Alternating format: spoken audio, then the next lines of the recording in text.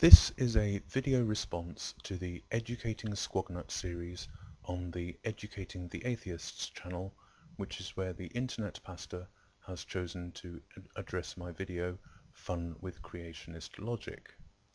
I am flattered and honoured to be the first recipient of a series of 4 educational videos on the Educating the Atheists channel, and on a personal note, Michael, I wish you and your colleagues well with that channel, and I hope you have much success and enjoyment with it.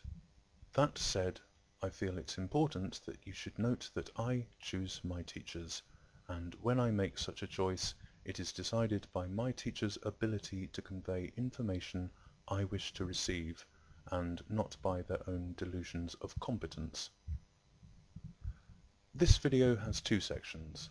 In the first part, I shall address the substantial claims that Michael makes in the Educating Squagnut series, and in the second part, I shall deal with some of the more trivial points Michael makes. In Fun with Creationist Logic, I used my interpretation of information Michael gave me in a private message to make fun of creationist logic. I asked Michael a simple question, as clearly as I could, hoping for a clear and simple answer.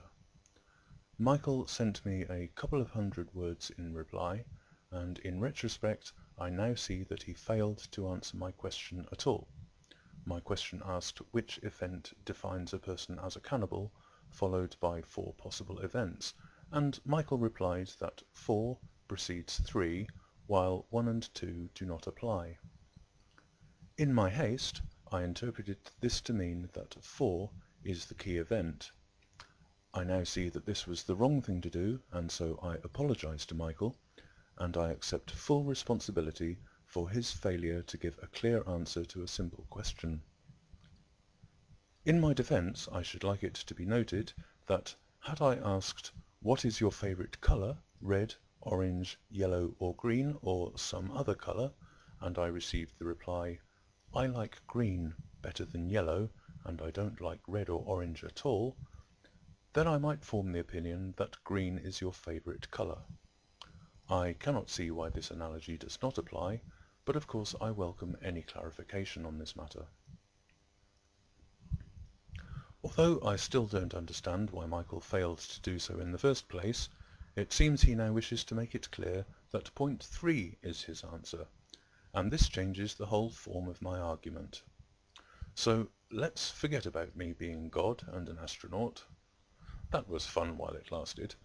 And let's just look at getting married. This time, not to Angelina Jolie, but to my girlfriend. I fully agree that it is more likely that I might someday find myself in a situation where I must decide whether or not to eat human flesh than a situation in which I must decide whether or not to marry Angelina Jolie.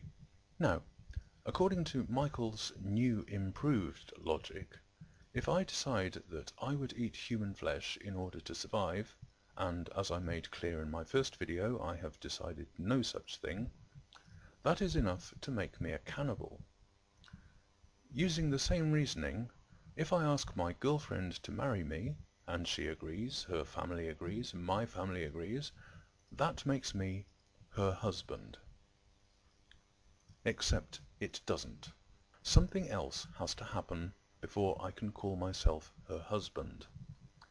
And similarly, no matter what answer a person gives to the hypothetical question of eating human flesh in order to survive, something else has to happen before a person can be defined as a cannibal.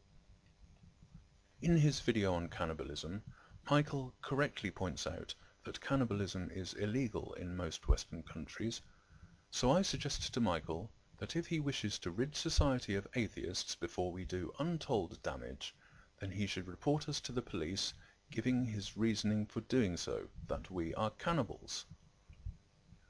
But of course, he won't do this because he knows that no reasonable person, including most judges, would agree that a person who has never eaten human flesh is in any way a cannibal. So it is evident that Michael is a man of little integrity, since once he steps outside his nice comfortable bubble on the internet, he clearly lacks the courage of his convictions, and so his ludicrous claims can safely be dismissed as the inane rambling of a religious zealot. Moving on to the next part, we can now have a little more fun at Michael's expense, in no particular order. Michael devotes 2 minutes of the first video in the series to a thing he calls the British accent. Since there are many regional accents and dialects within Britain, I have no idea what he means by this. I mean, I know he's referring to my accent, but this is just how I talk. I have a southern accent, but I live in the far north of England, close to the Scottish border, and round here my accent impresses nobody. When I watch videos, or indeed in any other context where communication is taking place, I pay more attention to a person's words than to their accent. As long as you can understand what I'm saying, my accent is immaterial. If my accent alone somehow gets me into the same club as Richard Dawkins, Christopher Hitchens, or even Thunderfoot, then that is a happy accident, and I'm glad to be in such esteemed company. In the third video, as a result of my quoting a Bible passage and asking a question about it, Michael accuses me of misrepresenting the Gospel, the Bible, Jesus, and him. I quoted the Bible passage accurately, so I'm not misrepresenting the Gospel, the Bible, or Jesus, and I don't understand how Michael imagines he is involved in the matter at all.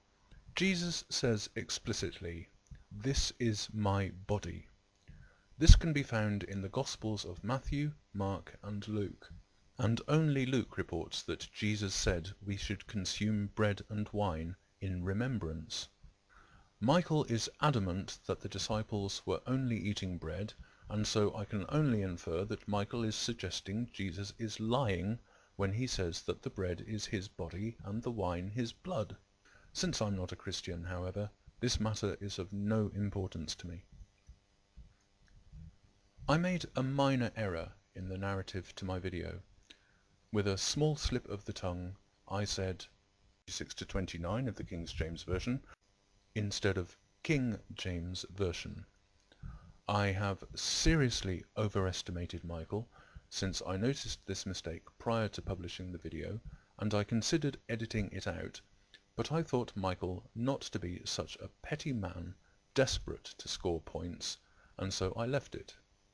If I may speak in parables, Michael is trying to remove the splinter from my eye while ignoring the great plank that is in his own. And to illustrate this point, here is the audio track from Michael's original cannibalism video, minus most of the intelligible words. You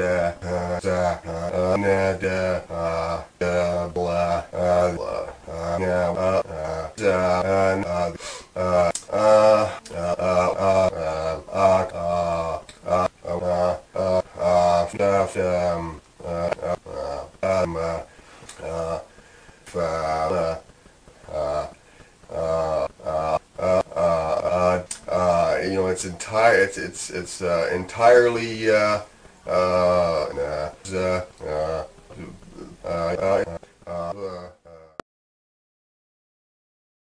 Thank you for watching.